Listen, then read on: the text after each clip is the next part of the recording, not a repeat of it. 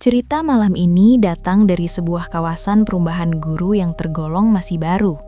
Namun sebelum perumahan itu dibangun, kawasan tersebut dulunya adalah tanah perkebunan tua peninggalan zaman Belanda. Dan di jalan masuk menuju perumahan itu, masih berdiri sebuah rumah tua peninggalan Belanda yang sudah sangat lama ditinggalkan. Rumah itu berdiri sendirian di pinggir jalan berbatu. Di sekelilingnya hanya ada kebun tak terawat, semak belukar, dan pohon-pohon besar yang sudah sangat tua. Penerangan di jalan itu juga sangat minim. Jika malam tiba, jalan menuju perumahan tersebut terasa sangat sepi. Jarak rumah tua itu sekitar 200 meter dari jalan utama, dan sekitar 200 meter juga dari area perumahan.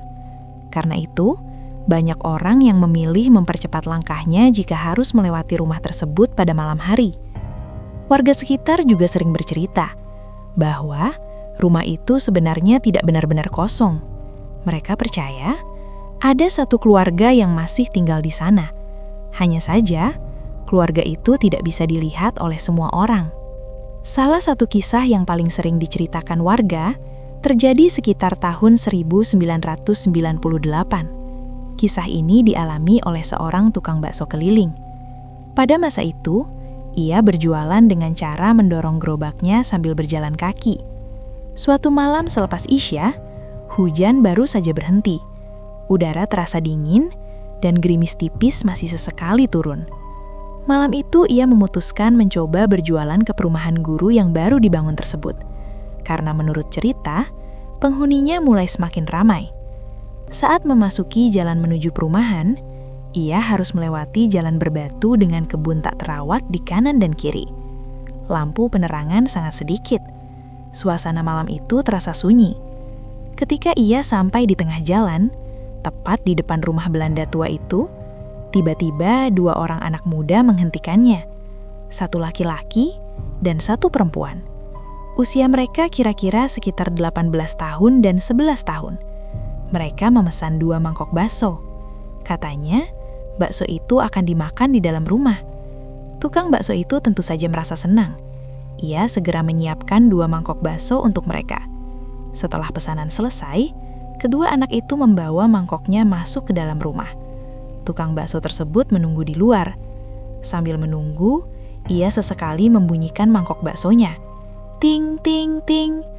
Suara khas yang biasanya digunakan tukang bakso untuk menarik pembeli. Namun malam itu terasa aneh. Tidak ada satu orang pun yang datang. Bahkan, tidak ada orang yang lewat di jalan tersebut. Padahal katanya, perumahan di dalam sudah mulai ramai dihuni. Beberapa saat kemudian, anak perempuan itu keluar lagi dari rumah. Ia membawa 2 mangkok kosong. Lalu ia berkata ingin memesan lagi. Tapi kali ini dibungkus. Jumlahnya 6 porsi. Tukang bakso itu kembali membuat pesanan tersebut. Setelah semuanya selesai dibungkus, anak perempuan itu menyerahkan uang pembayaran. Kemudian ia masuk kembali ke dalam rumah. Tukang bakso itu sebenarnya sudah ingin melanjutkan perjalanan. Namun entah mengapa, tiba-tiba ia merasa penasaran. Ia menoleh ke belakang, ke arah rumah itu. Dan pada saat itulah, ia melihat sesuatu yang membuat tubuhnya membeku. Anak perempuan yang tadi masuk ke rumah, tiba-tiba terlihat berdiri di ambang pintu. Namun tubuhnya sekarang tampak berbeda.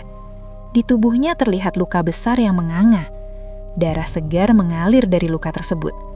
Wajahnya pucat dan matanya menatap lurus ke arah tukang bakso itu. Dengan tangan gemetar, tukang bakso itu melihat uang yang tadi diberikan kepadanya. Dan seketika, uang itu berubah menjadi daun kering di tangannya. Rasa takut langsung menyergapnya. Tanpa berpikir panjang, ia berlari sekuat tenaga meninggalkan gerobak baksonya. Ia tidak berani menoleh lagi ke belakang. Ia terus berlari sampai akhirnya pulang ke rumah. Keesokan harinya, ia kembali ke tempat itu. Namun kali ini, ia datang bersama beberapa temannya. Mereka berniat mengambil gerobak bakso yang semalam ditinggalkan. Tetapi ketika sampai di sana, mereka semua terdiam. Karena rumah yang semalam terlihat seperti rumah besar yang terang dan terawat, ternyata hanyalah rumah Belanda tua yang sudah sangat lama terbengkalai. Beberapa bagian gentingnya sudah runtuh, temboknya retak dan rusak. Pintu dan jendelanya masih ada, tetapi semuanya sudah lapuk dimakan usia. Tidak ada tanda-tanda bahwa rumah itu pernah dihuni siapapun selama bertahun-tahun. Sejak kejadian itu, tukang bakso tersebut tidak pernah lagi melewati jalan itu pada malam hari. Dan sampai sekarang, warga sekitar masih percaya bahwa rumah tua itu memang dihuni oleh satu keluarga yang tidak terlihat oleh manusia.